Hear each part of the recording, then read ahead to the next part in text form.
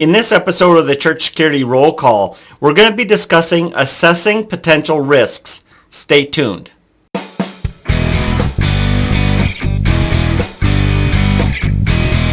Hi, this is Chris with the Sheepdog Church Security Academy, and this is your Church Security Roll Call. Today we're going to be discussing the article, Watch the Radar. If you'd like to read that article, go to our website, sheepdogchurchsecurity.net, and look under our News tab. So let's begin in the Bible. This one is Deuteronomy 19, verse 11 and 12, and it reads like this.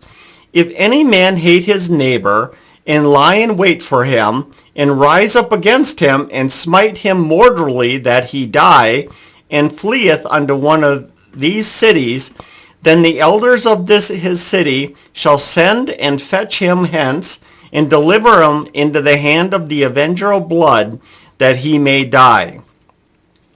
Today we're going to be discussing the signs and symptoms of a potentially violent person.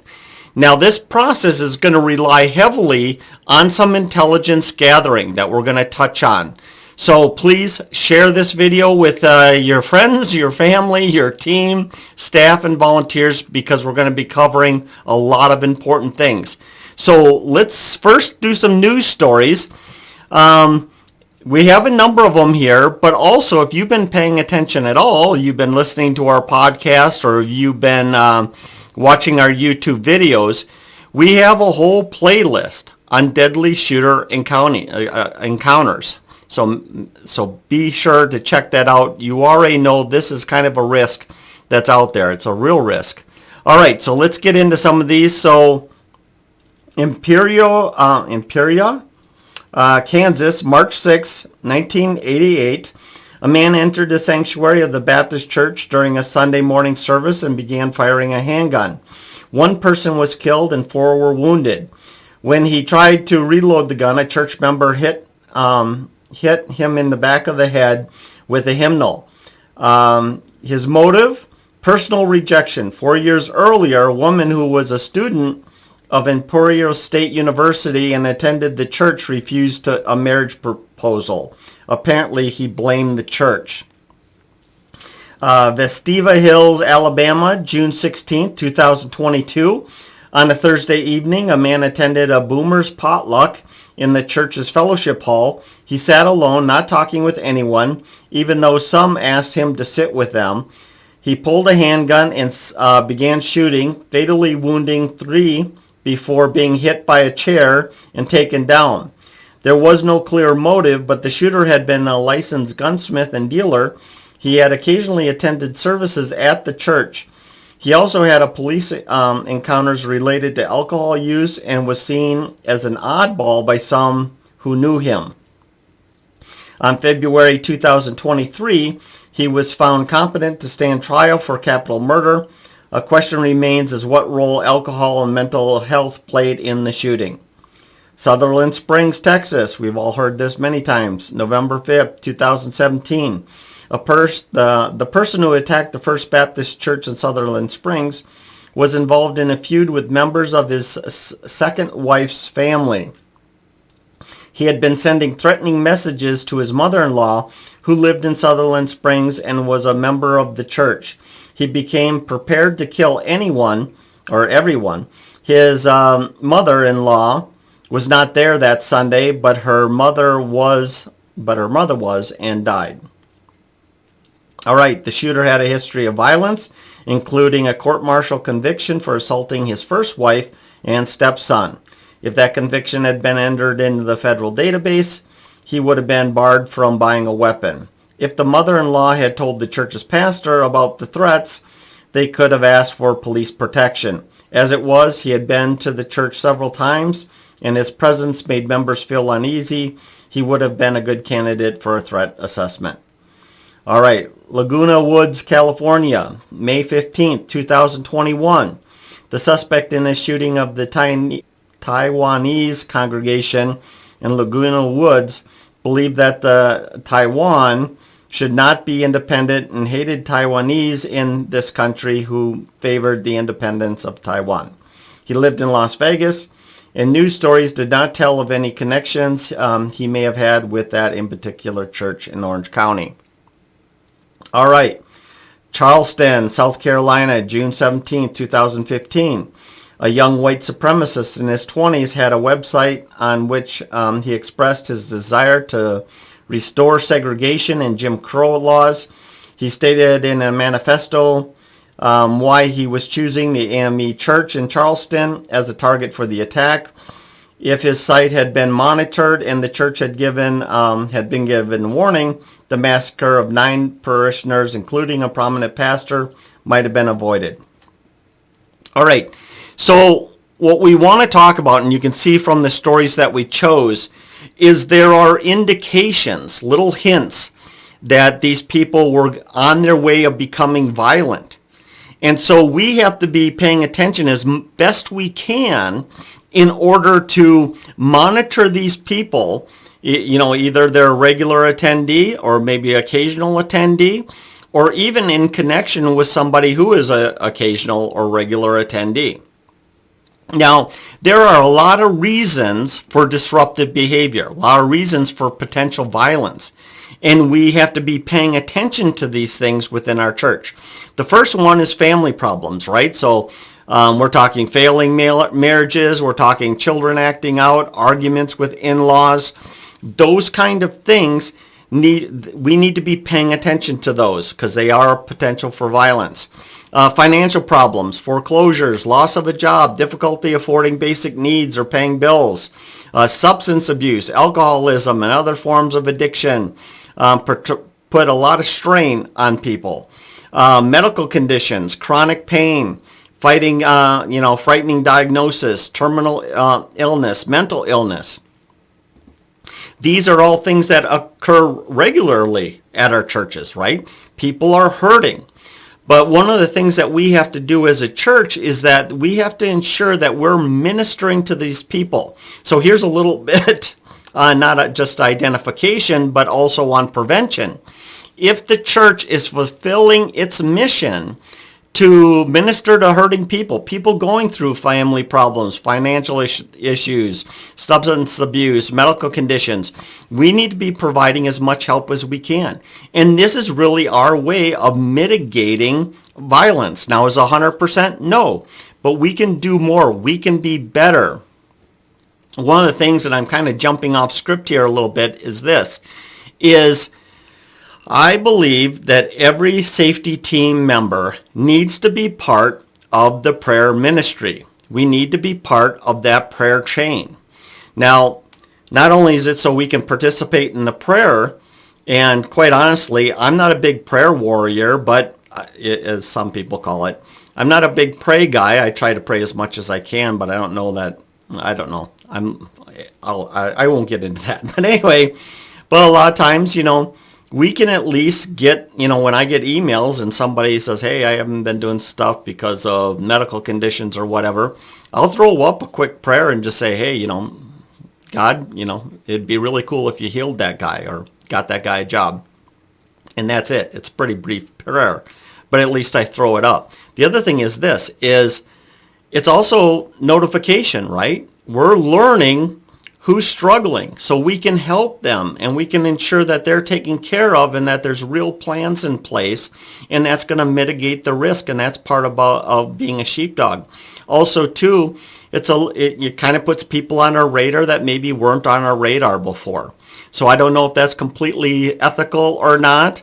I don't mean that we're sneaking into the prayer chain just so we can collect information, but still, be part of it so we can pray for these people and we gain some knowledge. Okay, so let's talk about the profile of a killer, because this is going to help us spotting those people that might be, we already covered those 4 issues that could be going on, types of problems that are going on. Now there's certain things that we need to pay attention as a profile. So this came from the National Threat Assessment Center, so NTAC, and they did a report from 2016 to 2020 of the behaviors of mass attacks.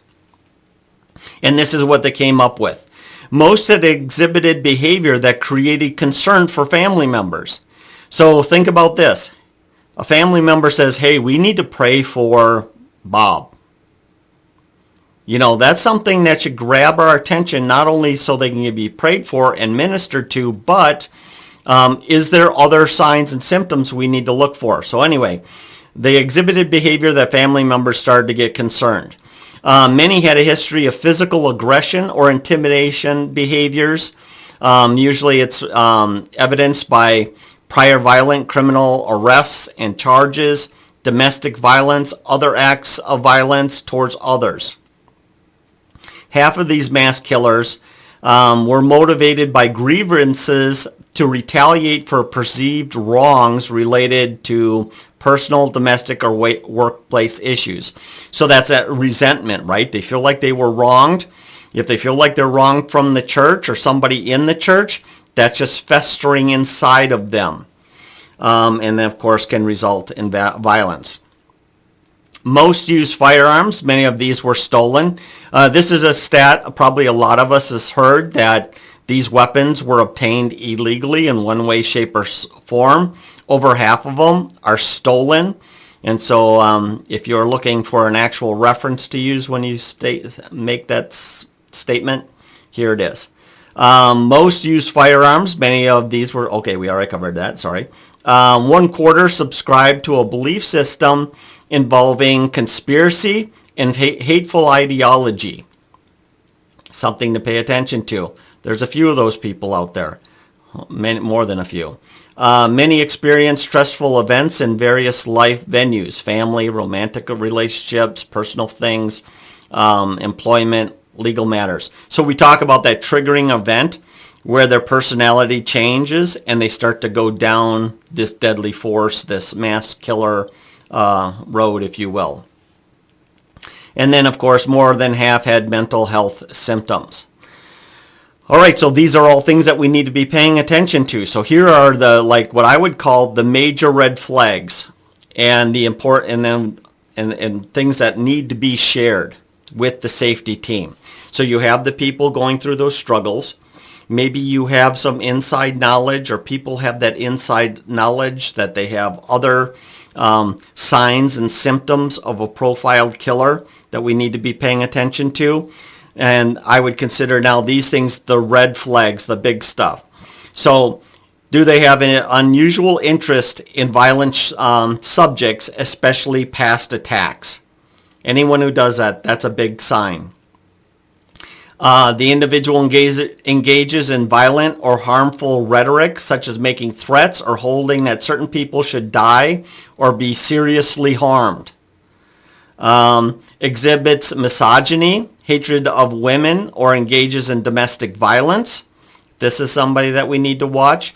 One of the things that is not in the article, but what I read was this, is they said this without actually saying it, but basically there are a group of people out there that have a real hate for all women.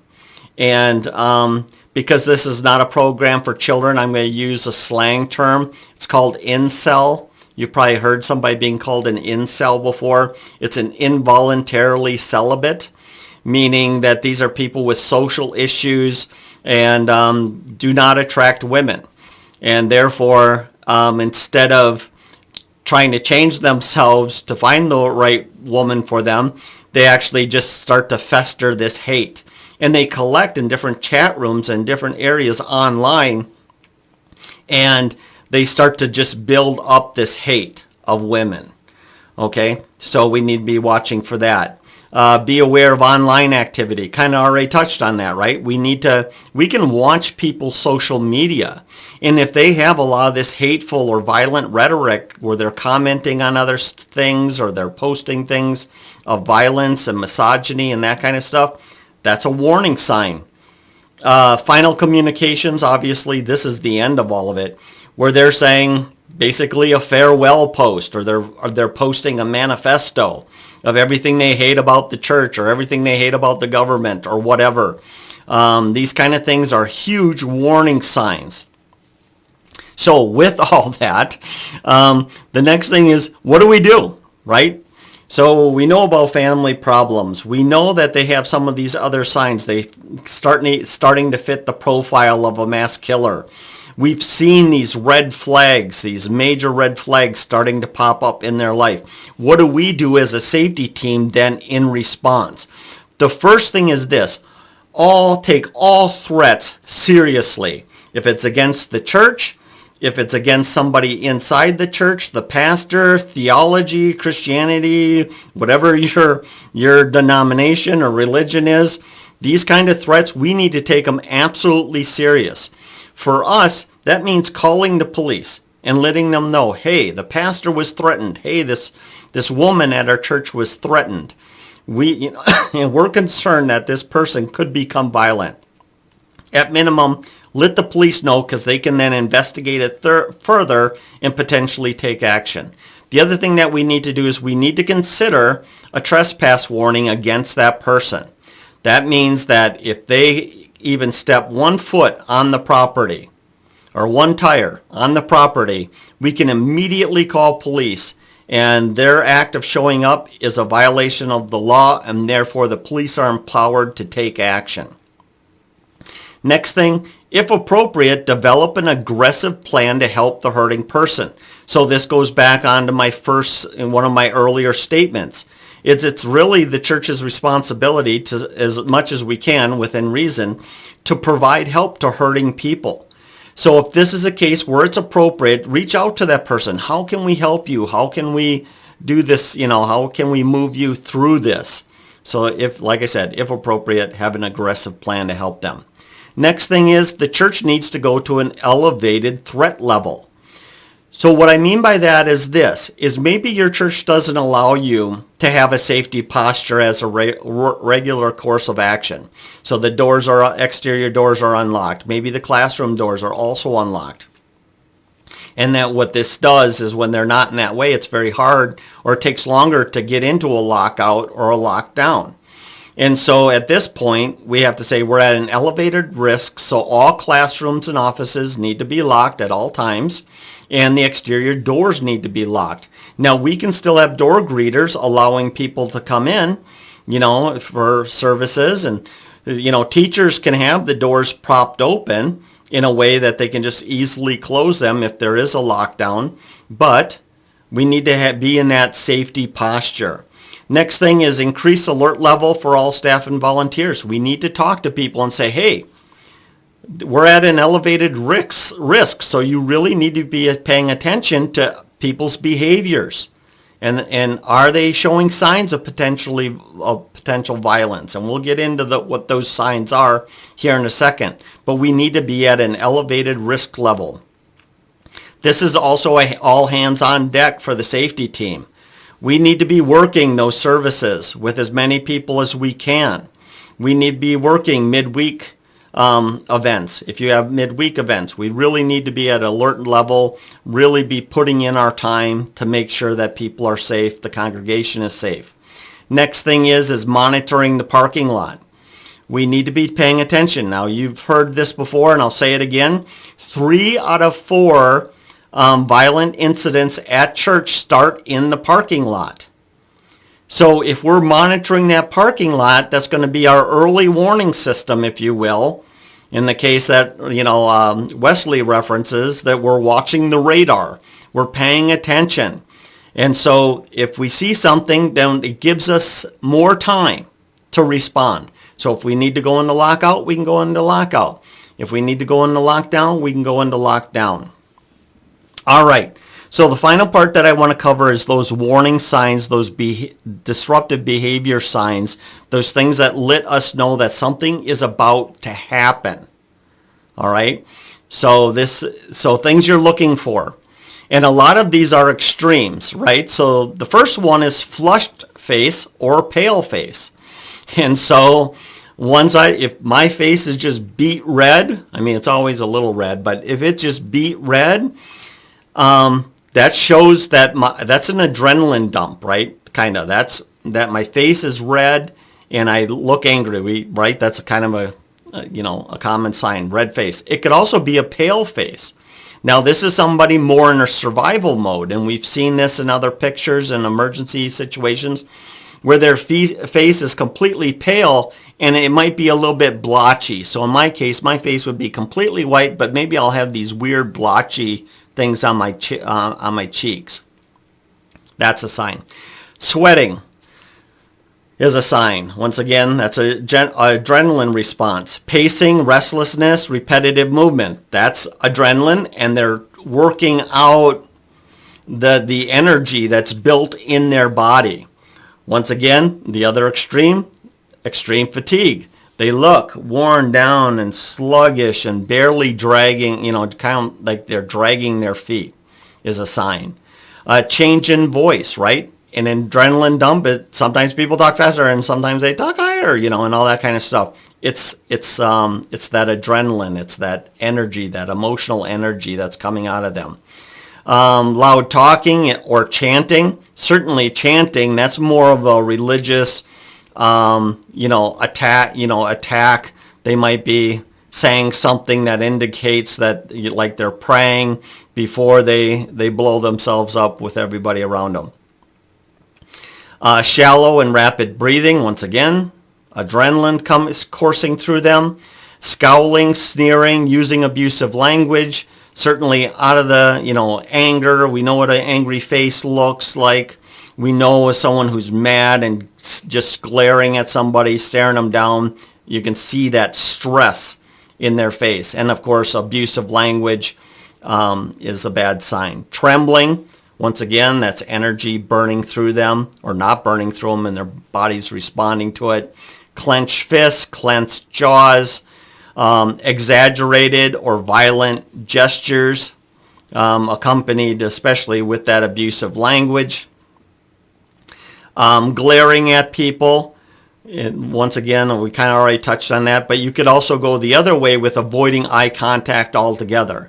Basically, they're trying to get by unnoticed to go into an area to do something. And then, of course, violating personal space, getting in your face, getting into somebody else's face. These are all triggers for violence.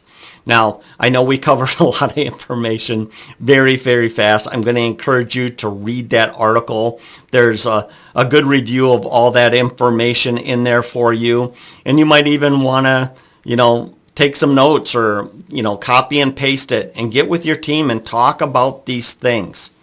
Other than that, I just want to encourage everybody. This is the kind of stuff we talk about on Sundays with our online training events. This is stuff that's covered in our self-paced training online.